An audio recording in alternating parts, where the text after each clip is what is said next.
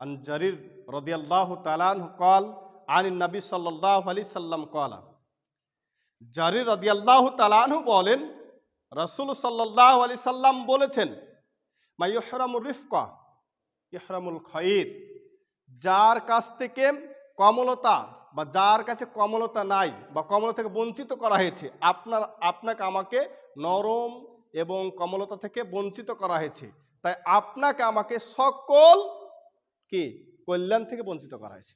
এই কারণে যে মা ইহরামুর রিফকা, যাকে কমলতা, নম্রতা, ভদ্রতা থেকে কি বঞ্চিত করা হয়েছে, ইহরামুল খায়র, তাকে সকল কল্যাণ থেকে বঞ্চিত করা হয়েছে।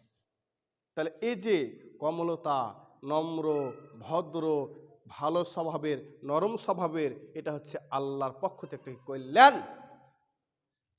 এটা যদি আপনার আমার মধ্যে থেকে চলে যায়, তাহলে আপনার আমার মধ্যে থেকে যাবতীয় কল্যাণ দূর হয়ে গেল, চলে গেল। অতএব এটা আনার জন্য আল্লাহর কাছে দোয়া করতে হবে, আল্লাহ তুমি আমাকে নরম হৃদয়ের মানুষ তৈরি করে দাও। আল্লাহ তুমি আমার মধ্যে কালকেও নরম করে দাও, নরম হৃদয়ের মানুষ তৈরি করো। আপনি আমাকে ভালো ব্যক্তি তৈরি করো। আমার মেজাজ যেন বেশি খারাপ না হয়, মেজাজ যেন খুব নরম হয়, ঠান্ডা ব্যক্তি যেন হতে পারে। আল্লাহ তুমি আমাকে সাহায্য করো, তুমি আমাকে কবুল করো। এটা আল্লাহর কাছে দোয়া করতে হবে, কারণ এটার মধ্যে কল্যাণ আছে। কিন্তু কি করি, এক ভাই আর এক ভাইয়ের সাথে মারামারি, যে যত পার চিল্লাতে, যে যত পার রাগতে, তে তত বাহাদুর। ভুল, সে তত বাহাদুর না, সে তত কাপুরুষ। সেই পুরুষ, সে ব্যক্তি পুরুষ যে রাগ উঠেছে, রাগান্বিত হয়েছে, কঠিন পরিস্থিতিতে কি করেছেন, তিনি নিজেকে নিয়ন্ত্রণ করতে পেরেছে, ঠিক রাখতে পেরেছে। ভাইকে মারেনি, ভাইকে গালাগাল করেনি, অপর ব্যক্তিকে মারেনি, অপর ব্যক্তি গালাগাল করেনি, নিজেকে ঠিক রাখতে পেরেছে। সে সবচেয়ে বড় মুজাহিদ, সে সবচেয়ে বড় পুরুষ এবং বীর পুরুষ। আপনি মারতে পারলে বীর পুরুষ না, ক্ষমতার নাম বীর পুরুষ না। ক্ষমতা দেখাতে পারলে বীর পুরুষের কথা ভুল, এটা কাপুরুষ।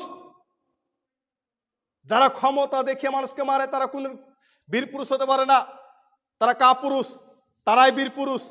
যারা মানুষকে ক্ষমা করতে পারে তারাই বীর পুরুষ, যারা মানুষের জন্য ক্ষমা চাইতে পারে তারাই বীর পুরুষ, যারা মানুষের তো রাগারাগি করার সময় নিজেকে ঠিক রাখতে পারে তারাই বীর পুরুষ, তারা সবচেয়ে বড় মুজাহিদ।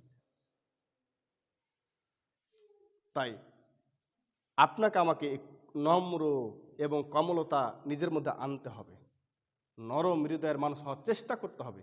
হাদিসটি মিসকাতুল মাসাহাবের মধ্যে পাবেন, 5069 নম্বর হাদিস। নাসরুদ্দিন আলবানী রহমান হাদিসটি সনদ সহিহ বলেছেন।